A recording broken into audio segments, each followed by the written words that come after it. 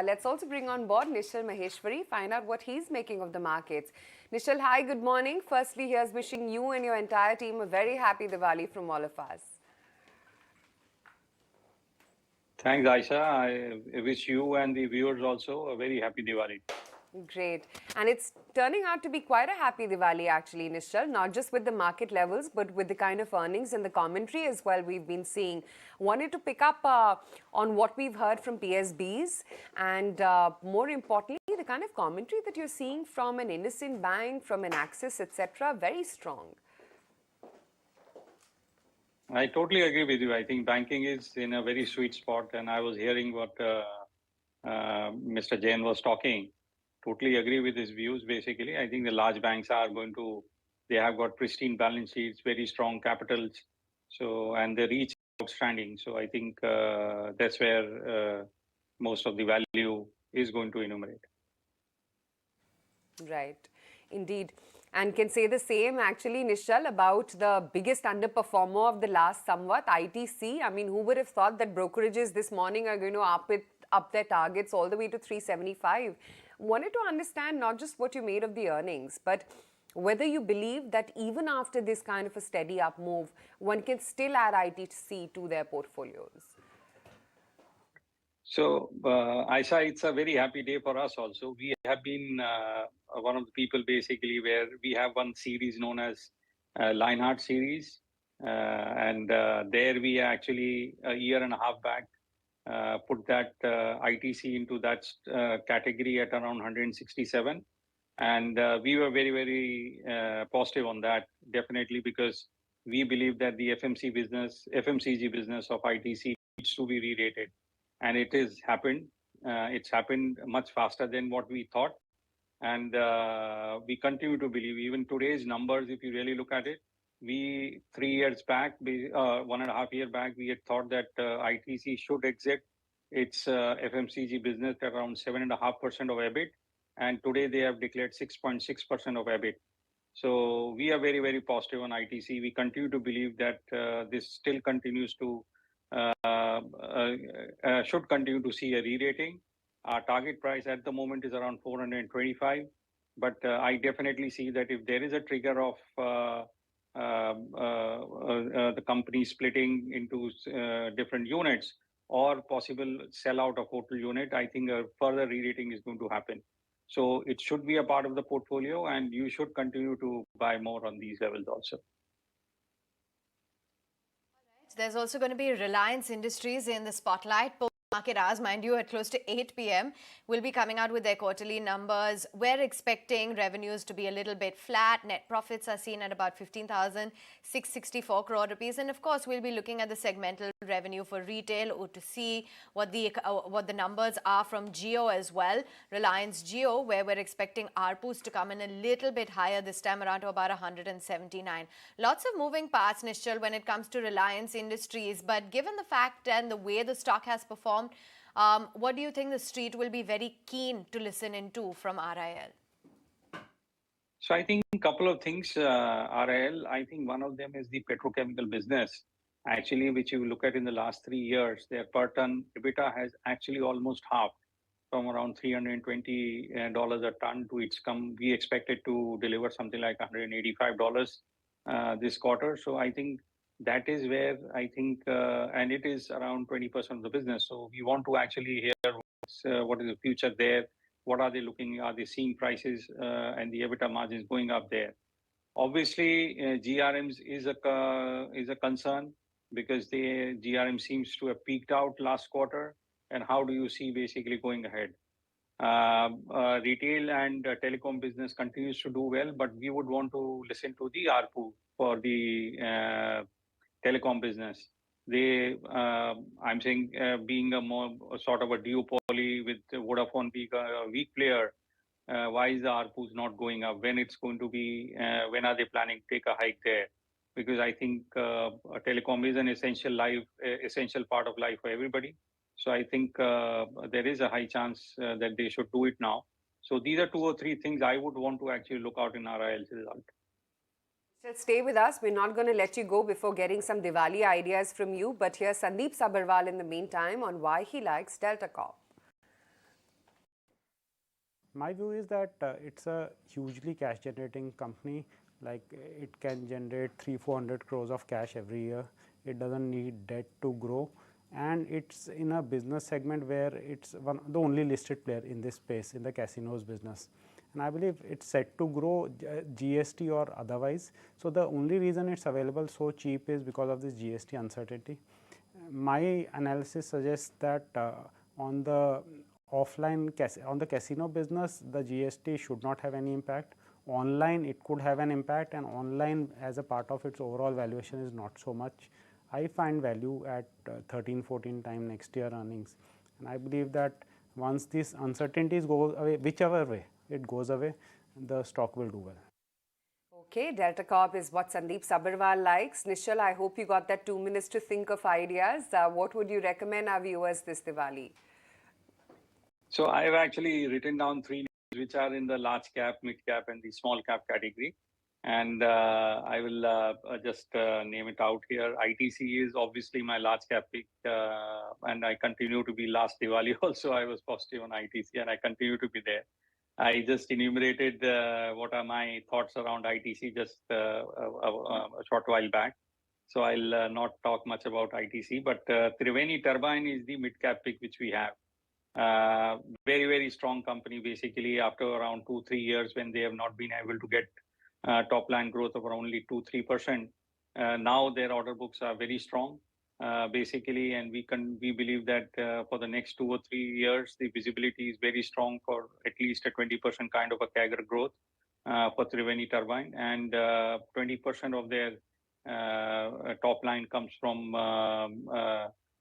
maintenance income, which is a very high margin business. So that stock looks very interesting to me. I think management is also very good out there. So this stock is available at around 30 times. FY25, we believe it should go up to around across like other capex companies at around 40-45 times. So that's my mid cap pick. And then on the small cap, we have La Opala, which is the leading manufacturer of dinnerware, and their last capex has come through basically. So I think the spending is over. Now they have to just go out and sell. And the current quarter and the next quarter, I think this is the festival season and the gifting season. So I believe they are going to have a very bumper quarter. So I think these are my 3 picks basically for the current year. All right, La Opala, Triveni Turbine and ITC. Those are some of Nischal's top recommendations and what he's advising. Well, it's going to be a very busy day on the earnings calendar. Not just Reliance Industries, there's JSW Steel, there's Bajaj Finserv, there's HDFC Standard, SBI Life, all coming out with their quarterly numbers. Naresh, let's get in a view then on the charts. What's the outlook on RIL and how are you looking at HUL as well? So Reliance has been pretty sideways for quite some time now. So if we look at it, it is finally back above that, at least the 2350 mark, which was a critical one, because that is where we saw the bottom in March and say before that in June, July also, and on the windfall tax, etc. We went below that recently for a couple of times, did not sustain there, and we are back to testing the upper end of the range, wherein 2600 is a tough zone for the stock, so I expect it to remain sideways. 2550, 2600 should be a major resistance for the stock. Ready to change the view towards extremely positive if it can cross 2650. So for now, it is more a stock which is still in a sideways period, wherein it needs to consolidate here, and then we'll see if it can sustain eventually above the 2650 mark. Hindustan Unilever, on the other hand, has been making a sideways consolidation. Unlike Reliance Industries, the stock has been now making a band of 2550 to 2700 for almost 3 to 4 months. Till the time it holds about 2550, the stock still has a possibility to going back to 2700, 2750 in the short term. All right, that's the view coming in on some of those heavyweights all set to come out with their quarterly numbers. But meantime, Kunal, yesterday, Vinity Organics, pretty smart move on the charts. And there was also a Kaveri Seeds that spiked up at about 468. What's your view? So Kaveri Seeds, I would not be very bullish on the stock price. I think it's been a stock which has been extremely volatile, underperformed, I think over the last 2 years grossly. So would not be too much enthused in buying the stock. But I think within the organics would be interesting. The stock yesterday managed to close just marginally above its 200 moving average. The correction in the last 1 month for the stock has also been very steep. But then, with the correction and with yesterday's rally, the stock has now seems to have established a support at the 1900 mark for the stock price. So I would wait for maybe one more day of follow through price action, whether it's today or the next in the next couple of days. If that happens for the stock price, then we can probably with a higher probability ascertain that the near term bottom is in place for the stock price, very similar to what the stock has shown in the last 3 such attempts in this calendar year. So would be bullish on the stock, but would wait out for one more follow through day for the price. Okay, PNB Housing, that's going to be an interesting one amidst all that speculation about Girish Kousgi at Canfin Homes. He's in his last role served that, he's out from there, and effective today, he's going to be the CEO at PNB Housing. In fact, some of these HFCs have actually been seeing a fair amount of traction also of late. And Kunal, that's the interesting thing, right? That when it comes to financials and banks, it's now turning it out to be an across-the-board move. Even those bottom-up stories are now bringing, coming alive. Well, yes, that's rightly mentioned, Aisha, and I think that generally indicates that the sector is so vibrant enough. Like for example, we give a relative example like the PSU banking stocks. Initially, it was led by SBI. Now you have so many of the other banking stocks which are participating, coming to their 52-week highs, multi-year highs for themselves. Even the mid-cap and the non-FNO side of the stock basket as well, from such spaces, they are doing pretty well for themselves. So I believe that when a sector gets into a revival phase, like the financial services name, you're not just restricted towards the large cap stocks like Bajaj Finance, etc. But there are other stocks which are also moving on the back of higher volumes, good price action for themselves. There is more consistency of price action for these stocks. So would be bullish on the financial services space. I would be looking majorly the large cap financial services stocks as of now, because most of the other or rather many of the other names like L&T Finance, etc., they're still trading to a bit of an iffy trend for themselves. But I think the likes of M&M Finance, Chola Finance, I think these stocks are also looking very attractive. Just scanning through the market setup, and we may not realize it, but in last samvat, the Nifty has not given any returns. So absolutely flat. I can look back and say this is glass half full. Glass half full, why? Because there is a war in the world, there is a raging inflation in the world, cost of yields have gone higher, cost of capital has gone higher, affordability is going slightly here and there, but yet markets have not given any negative returns. But glass half empty is that we've not fallen at all in line with global markets. Are we likely to fall much more? I think that would be the preamble, in a sense, if you frankly ask me, for next couple of weeks, that in this global entire global adjustment, how much more and how long markets can really actually hold on. Nischal, we've seen a mini re-rating in mid-tier banks, from a Federal Bank to a IndusInd Bank, from a Kuruvesa Bank to a City Union Bank. Is that re-rating now over?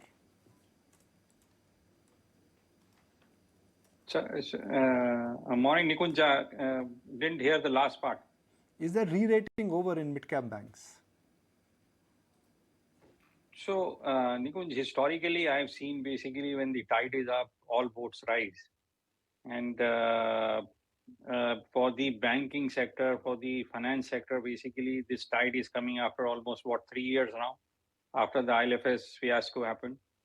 And it has taken 3-4 years for the system to clean up, over leverage to go down, most banks to get their capital back. So I'm saying this has taken a long time for this thing. So I believe basically this is just the start of the whole rally.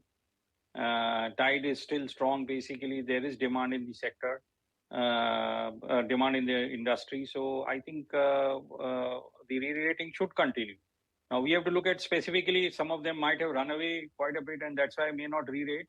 But as a sector as a whole, basically, I continue to believe there is going to be re-rating happening as we come out with stronger numbers, better visibility, and capital raises. So what do you like in the mid-cap banking space? SBI has run up, BOB has run up, Union Bank has run up. So bade banks have run up. Now it's the mid-tier banks where they have a strong balance sheet, they have capital, and their growth rates would be much higher than large banks because of their basis.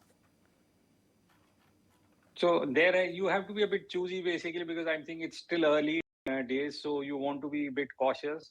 So I would go with strong balance sheets, clean banks basically. So I like Federal Bank there, I like CUBK there. So at the moment, basically, I would be putting money here. And as the risk goes up in the system, basically, risk appetite goes up in the system, maybe I'll go down that ladder. But at the moment, I like these two banks. Historically, no problems.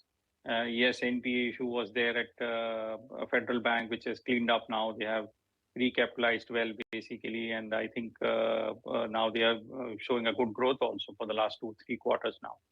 So Federal Bank and CUBK are my picks in the mid-cap banking.